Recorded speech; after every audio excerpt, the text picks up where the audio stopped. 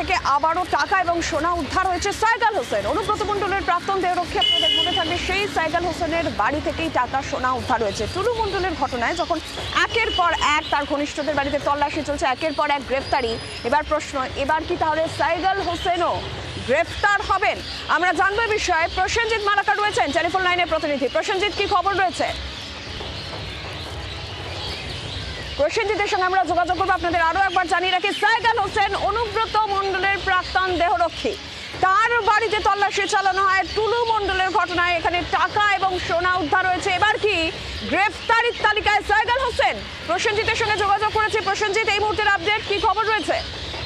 দেখো, একেবারেই তোমাকে বলি যে সাইগাল হোসেন, তুমি দেখেছো আগেও গরু পাচার মামলায় তাকে জেল খাটতে হয়েছে এবং তার মূল আসামিদের মধ্যে তার নাম উঠে এসেছিল।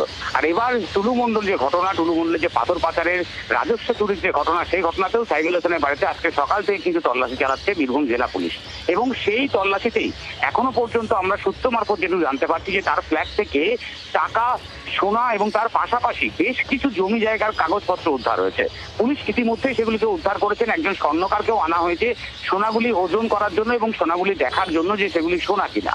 ইতিমধ্যেই এই ছবি সামনে আসার পর সব থেকে বড় যেটা প্রশ্ন হয়েছে, তাহলে কি এবার গ্রেপ্তারের পথে সাইগাল হোসেন? তার কারণ আমরা দেখতে পাচ্ছি টুলু মণ্ডলের এই ঘটনাতে বারবার কিন্তু একের পর এক গ্রেপ্তারের ঘটনা ঘটছে, একের পর এক জনকে লিঙ্ক মারফত গ্রেপ্তার করছে পুলিশ। এবং এই মুহূর্তে দাঁড়িয়ে প্রশাসনের আধিকারিককেও পুলিশ গ্রেপ্তার করেছে।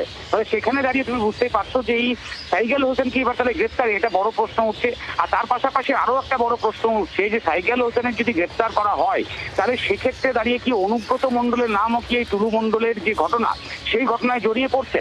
তার কারণ যদি টুলু মণ্ডল কেসে সাইগাল হোসেনকে গ্রেপ্তার করে, তাহলে সেক্ষেত্রে দাঁড়িয়ে যে সময়তে এই চুরির ঘটনা ঘটেছে বলে ধরা হচ্ছে বা ডিসিআর এর ঘটনা ঘটেছে বলে ধরা হচ্ছে, সেই সময়টি কিন্তু কার্যত বলা যায় অনুব্রত মণ্ডলের দেহরক্ষী হিসেবেই কাজ করেছেন এই সাইগাল হোসেন।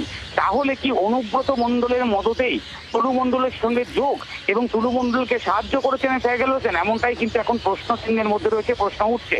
যদিও পুলিশ প্রশাসন গোটাটা তদন্ত করছে, গোটা বিষয়টি তদন্ত করছে, কিন্তু এই মুহূর্তে দাঁড়িয়ে দুটি প্রশ্ন সব থেকে বড়। একদিকে সাইগাল হোসেনের তাহলে কি গ্রেপ্তারের সম্ভাবনা, এবং তার পাশাপাশি যদি সাইগাল হোসেন গ্রেপ্তার হয়, তাহলে কি সাইগাল হোসেনের এই লিঙ্ক ধরে এবার কি টুলু মণ্ডলের ঘটনায় যে রাজনৈতিক প্রভাবের কথা প্রথম থেকে এই মুহূর্তে দাঁড়িয়ে বিজেপির যারা নেতা নেত্রীরা আছেন তারা তুলে ধরছিলেন, সেক্ষেত্রে দাঁড়িয়ে কি তাহলে অনুব্রত মণ্ডলের নামও কি এবার চলে আসতে চলেছে?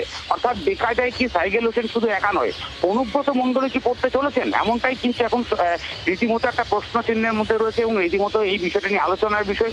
পুলিশ কোটাটা তদন্ত করছে এবং পুলিশের তরফ থেকে এখনো পর্যন্ত স্পষ্টভাবে কত কি উদ্ধার হয়েছে না বললেও কার্যত কিন্তু আমরা সূত্র মারফত জানতে পারছি যে ক্যাশ, টাকা, সোনা এবং বিপুল পরিমাণ জমি জায়গার কাগজপত্র কিন্তু এই সাইগাল হোসেনের ফ্ল্যাট থেকে ইতিমধ্যেই পুলিশ উদ্ধার করেছে। বাংলার আওয়াজ, বাঙালির আবেগ, জি 24 ঘন্টা।